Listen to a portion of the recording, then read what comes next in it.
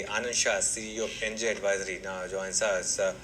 Previously, of course, with BNP Paribas Mutual Fund.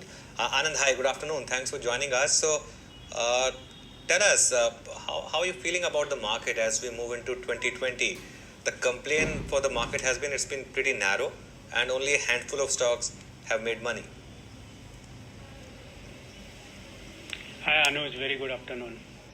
Yeah, it's true, and that's also, the reason being that the market conditions, and particularly the economic conditions, were quite tough, and to that extent, only the tough companies have been able to not only survive but also thrive to whatever extent possible in the overall slowdown. So no wonder that the market breadth is also quite narrow compared to what we have seen in the past. So it's basically various disruptions of the past years coming together, and last nail in the coffin being the NBFC crisis, leading to a lack of or shortage of liquidity in the markets, has made it very tough, generally business environment. So, Anand, good afternoon. Season's greetings to you. So, what do you think is going to be the highlight of 2020? Where will money be made? Which sector would you bet on? I think 2020 looks better than 2019, as you would have seen that 2019, for it being a narrow, was still far better than 2018. So, I think as we move forward, more and more sectors and companies come out of woods. Companies would have done more bottom-up ideas. Either they have raised equity or they would have, managed to secure some debt and come out of the slowdown. So I think 2020 would definitely be better than 2019 from a market breadth point of view, in terms of more sectors and more companies participating. But having said that, I think the premise remains the same, that it will be not easy, and to that extent the strong franchise businesses will continue to win the game, and to that extent people who have a sustainable competitive advantage, gaining market share from unorganized sector or from the weaker players within the industry, that what we have seen in 2019 will continue to be in 2020 also. In terms of sectors you asked, I think again within banking we are seeing private sector banks, especially the retail-oriented private sector banks, have been sort of gaining market share overall. I think that continues to be the trend, and they remain a very consistent alpha ideas, if you were to say so, in the marketplace for last couple of decades. So I think that continues to remain a good bet. Outside that, financial services also within that, we have quite a few opportunities. Even in NBFC space, those who are strong and have lesser of an issues will continue to gain market share and come out of woods sooner than later. So that's the space. Strong franchise businesses within consumers on the multiplex side, or generally on the consumer side, also have been still chugging on and doing well in the marketplace. So I think my premise would remain that rather than looking for specific sectors, we continue to look at a strong franchise, companies which can gain from overall consolidation that we are seeing in the economy.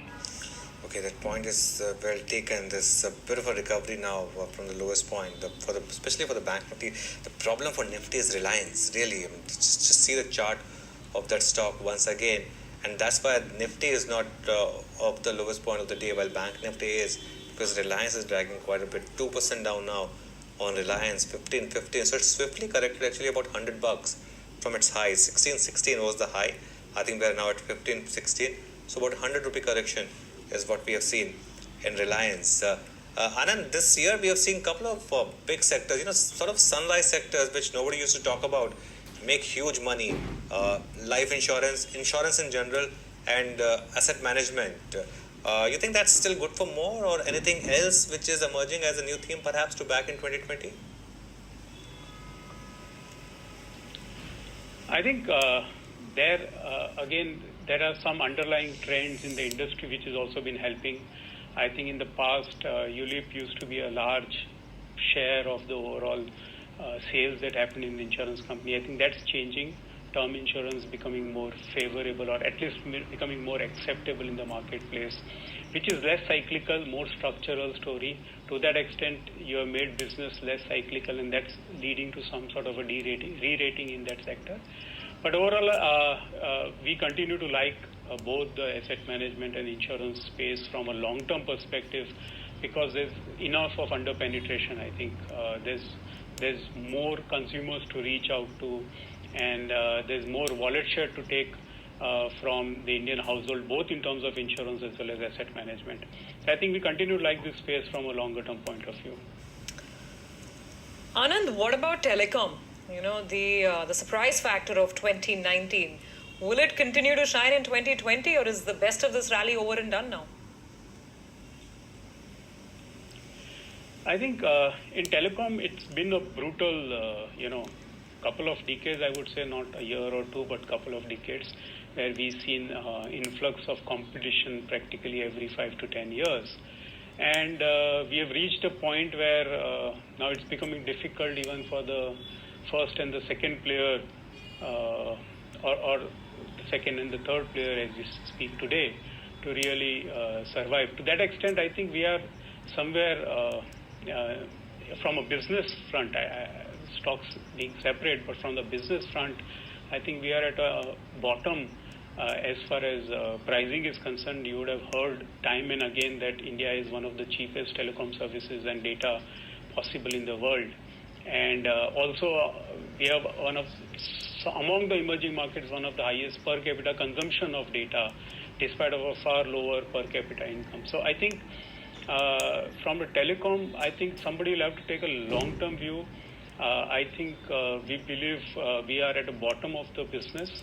It is a utility, not anymore a discretionary spend.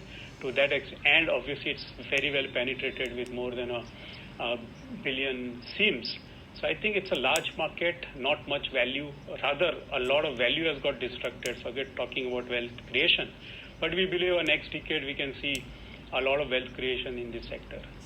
Okay, finally then, what about metals? It's showing signs of a big rally, a cycle turning around. Would you be putting any metal stocks in your portfolio?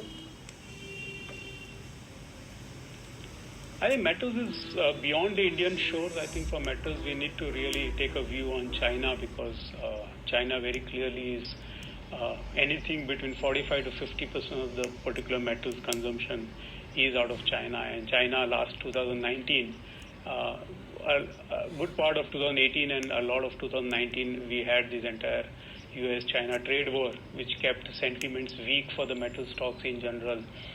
I think towards the end of this year, we are seeing some light at the end of the tunnel.